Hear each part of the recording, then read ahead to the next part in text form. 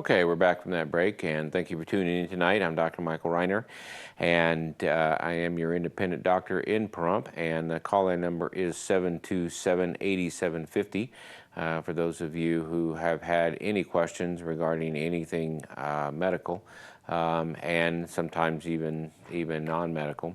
And those are all things that we can open up the lines for any type of discussion you may want. Obviously, I like to keep it positive and not negative. With that being said, again, that number is 727-8750. I know I've talked a lot about diabetes and weight. It is the big issue, as far as I'm concerned, that plagues America today. In fact, I was driving down Vegas and I saw one restaurant sign up there who was advertising non-GMO based foods.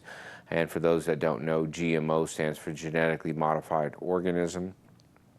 I think it's kind of a misnomer because you think of bacteria, but food sources, being corn or things of that nature, have been genetically engineered to grow bigger and better foods, and that is not really what's good for us as people, because while I understand the idea of taking a plot of land and growing the maximal yield of a product out of that, but when you sell that to unknowing customers, you're possibly poisoning them with regards to there's certain cancers that might have been leaked to GMO-based foods.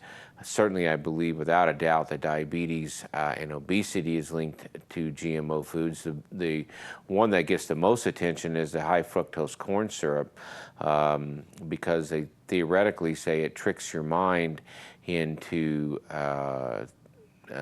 basically not being full. We know that monosodium glutamate, the headaches that are associated with MSG, is a chemical reaction that occurs from hyperinsulin secretion. So it basically, they talked about the Chinese food headaches or the headaches after eating MSG. It's because insulin is a potent stimulator of raising blood pressure also. So that's why you're not supposed to check your blood pressure after you eat, because it does raise your blood pressure. And where do you secrete the most insulin? Which is after you eat. And insulin obviously is this hormone that I've talked about on numerous times that actually drives blood sugar from your bloodstream into your tissues.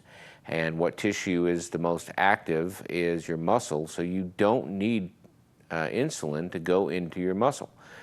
You can burn every ounce of molecule of sugar you have in your body by just using your muscles. And that's why I encourage people to walk after they eat, which is what most people don't do. Most people eat and sit, thus obesity. Well, they got the answer.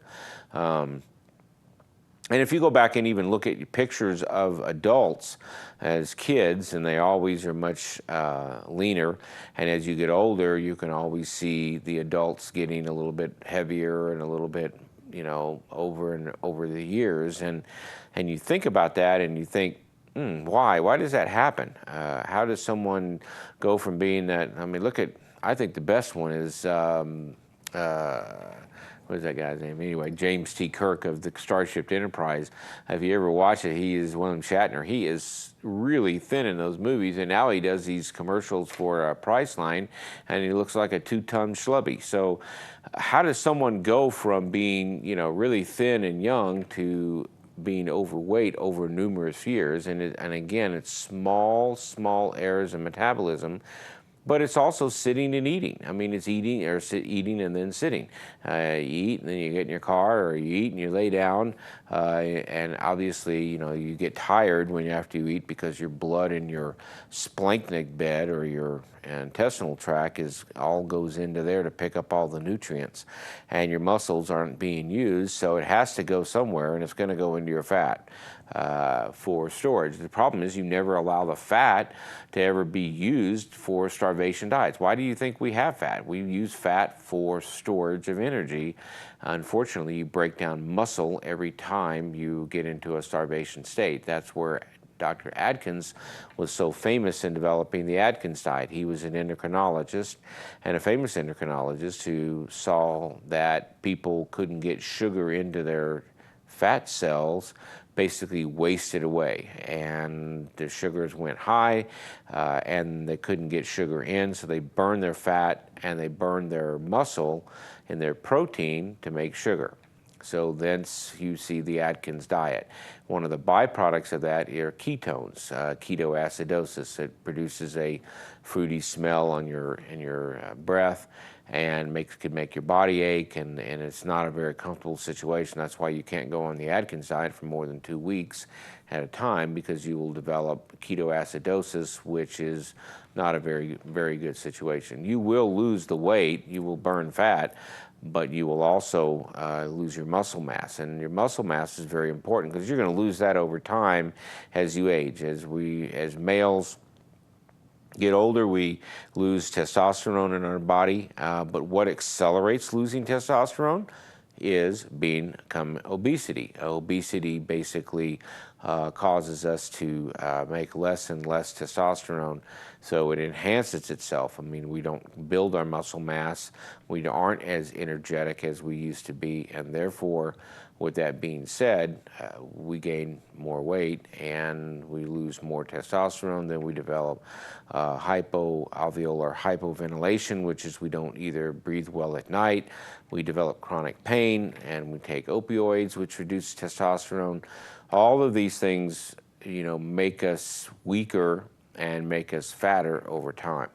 And with that being said, we will become diabetic. Our body only has a certain number of beta cells in our body that allows us to control that blood sugar. Beta cells are in the pancreas, and it's very important that you realize that you're only, you have God-given only so many beta cells in your body. And one of the old medications that still insurance companies love for doctors to prescribe is a sulfonylurea drug called glyburide or glipizide, and that just whips your pancreas into making more insulin. So that's not very good for treating diabetes, even though it controls your blood sugar, but you're burning out your pancreas. So you've got the idea, if you step up to if you're driving a car, and you've seen those cars where you go up to the the stoplight, and you have to press on the gas at 1,200 to 1,500 RPMs to keep your car going, you probably got an engine problem, and that engine is not long for this world. You're going to need a major overhaul. And that's what I see a lot today with people that allow their sugars to continue to go high. They continue to gain weight. They continue to suffer the consequences of atherosclerosis. And I know I've talked about it numerous times on this show too, that when your sugars run high, your body makes a different type of cholesterol. It makes a smaller particle cholesterol, which is more invasive, can get in the cracks of your cellular tissues in your arterioles and your arteries and your big arteries, and it can cause a cholesterol deposition.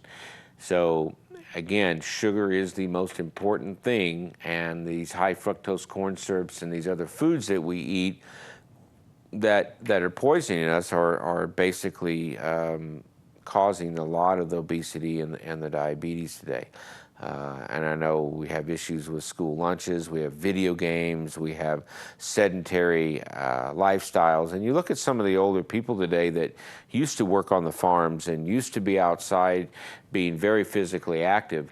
They're going to live long lives. I can tell you the generations that are coming up, they may be able to genetically modify or medicinally modify their longevity of their lifespan.